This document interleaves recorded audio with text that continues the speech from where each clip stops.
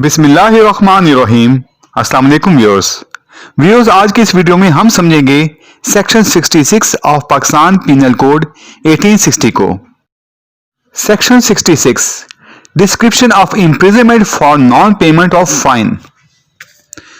Section 66 कहता है the imprisonment which the court imposes in default of payment of fine may be of any description to which the offender might have been sentenced for the offense। अगर इसका उर्दू में तर्जमा किया जाए तो वो कुछ इस तरह बनेगा, वो कैद जिसका हुक्म अदम अदायगी जुर्माना की सूरत में अदालत सादर करे, किसी ऐसी किस्म की हो सकती है वो कैद जो इस जुर्म के लिए मुल्जिम को दी जा सकती हो।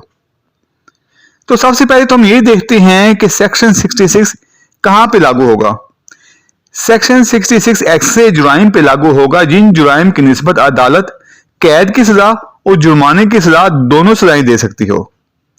अगर कोई ऐसा जुर्म हो जिसमें अदालत सिर्फ जुर्माने की सजा दे सकती हो तो ऐसी सूरत हाल में ऐसे जुराइम में सेक्शन 66 का इतलाक नहीं होगा।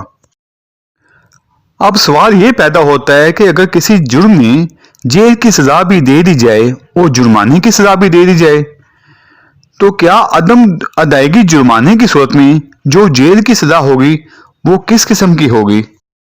तो ऐसा जुर्माना अदा ना करने की सूरत में जो इसको इम्प्रिजनमेंट होगी वो क्या रिग्रेस होगी या सिंपल इम्प्रिजनमेंट होगी, यानी कि क्या उसको अदम अदायगी जुर्माना की सूरत में कैद बामुशक्कत दी जाएगी या कि सिर्फ सादा कैद दी जाएगी।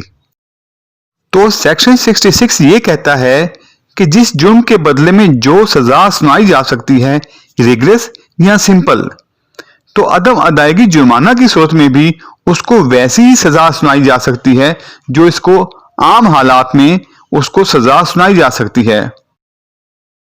अगर किसी जुर्म में मुजरिम को सिंपल इम्प्रिजनमेंट दी जा सकती है और साथ जुर्माना आयद किया जा सकता है तो अदम अदायगी जुर्माने की सूरत में ऐसे मुजरिम को सिंपल इम्प्रिजनमेंट ही दी जाएगी।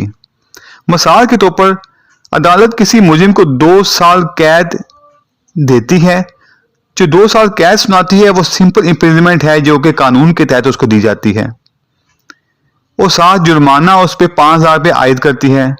अगर ऐसा मुजरिम 5,000 रुपये जुर्माना अदा नहीं करता तो इसको सिंपल इम्प्रिजनमेंट ही भुगतनी पड़ेगी, ना कि उसको कैद बामुशक्कत, क्योंकि उस जुर्म के लिए अदालत सिंपल इम्प्रिजनमेंट ही दे सकती थी, लिहाजा जुर्माना ना अदा करने की सूरत में भी उसको सिंपल इम्प्रिजनमेंट ही दी जाएगी।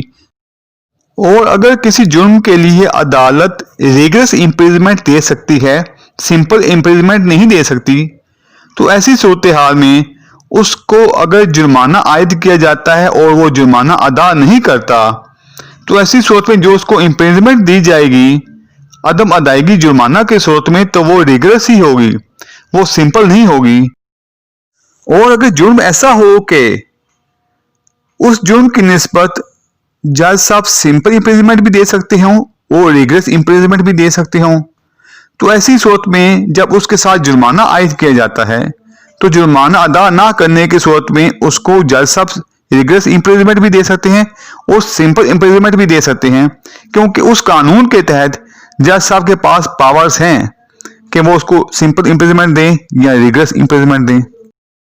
इन शॉर्ट हम ये कह सकते हैं कि जिस जुर्म की निस्बत कानून के तहत जो सजा मुजरिम को दी जा सकती है वही सजा मुजरिम को जुर्माना ना अदा करने की सूरत में दी जा सकती है।